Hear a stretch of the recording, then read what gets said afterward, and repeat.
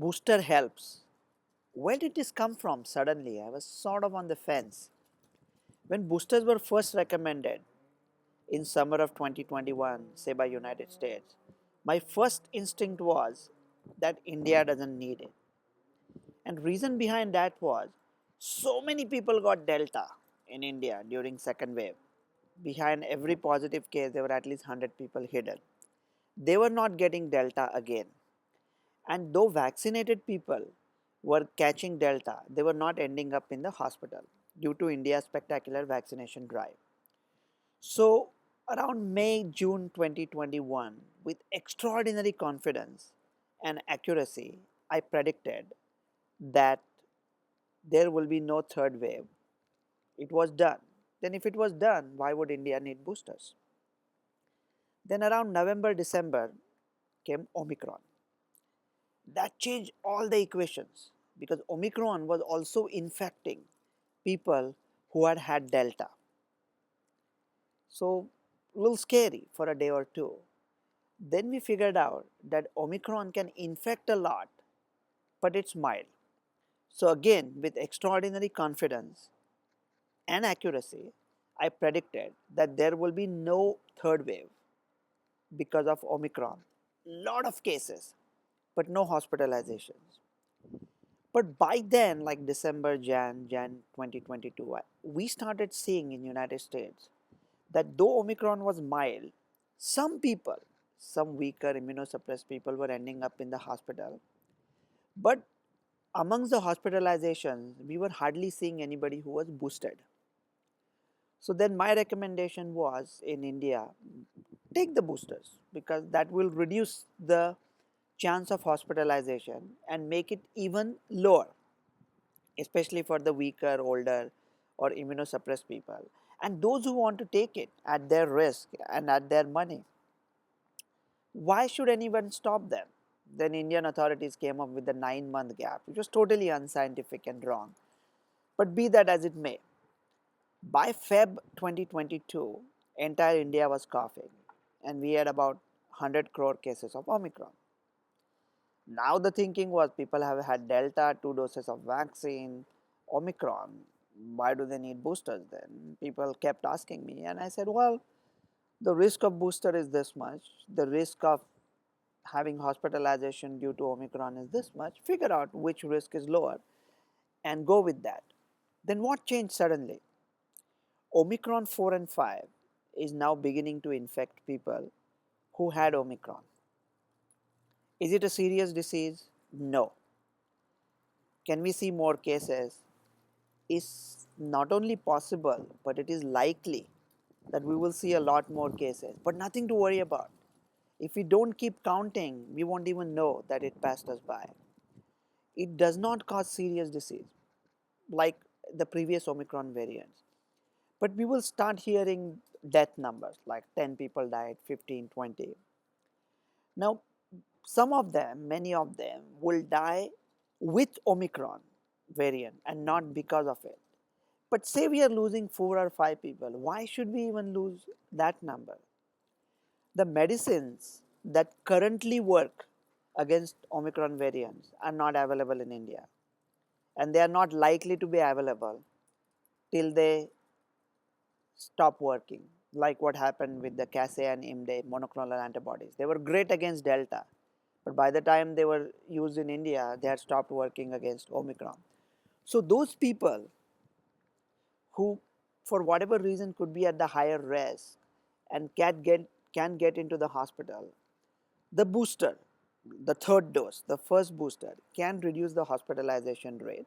So if the risk is lower, so it should definitely be considered.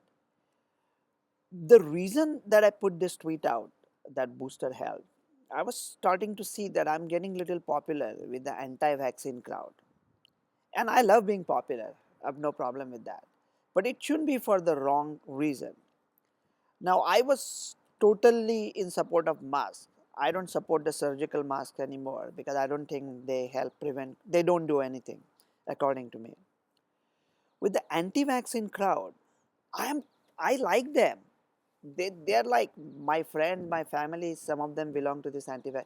And I completely sympathize with their ideas, their goals, their aspirations, their liberty, their freedom, their skepticism.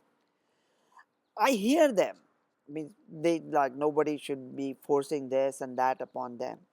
And truth be told, selfishly, it is now very easy to agree with them. Previously, when vaccines were working, the people who took the vaccine won't catch the disease and won't spread it. So we were enormously interested in unvaccinated folks getting vaccinated so they protect us. But now the efficacy of the vaccine against mild disease or symptomatic disease is maybe 10%. Anti-vaccine crowd is right. It's maybe 10% efficacy for the vaccine. So the only benefit that the vaccines are providing at this point of time is against serious disease. So if they don't think they need protection against serious disease, it could create a strain on the health system, but it's a personal choice. It's sort of easier to agree with them. And it cuts both ways. I won't support a mandate. Means government shouldn't be able to take you to court if you didn't take the vaccine. But suppose there was a private business owner and he or she only wants to employ vaccinated people. You can take her to court saying that this is discrimination because then that's their right too. So my only saying to the anti-vaccine group is I am your bestest friend on the other side, but I'm not on your side. I'm still with the vaccine crowd. I sincerely believe that vaccines prevented serious disease and saved millions of lives. I did not take the second booster. When the booster comes against Omicron in October 2022, it looks like it will already be a little late and it will not work as well against Omicron 4 and 5. So there is some talk about changing it for Omicron 4 or 5. And by then the virus might have changed. I don't think the virus is going to change that much. I think it will continue to become milder and milder, more infectious. And if we ignore it, it will just pass us by without affecting us too much. But if a Omicron booster comes around October or November, I would certainly plan to take it. So you would say, is this not all over the place? It is. But if your enemy changes, shouldn't your strategies to fight the enemy change? Means if your house is on fire, you're bringing buckets of water. If your house is flooded, should you still be bringing buckets of water? Change with the times, change as the virus changes.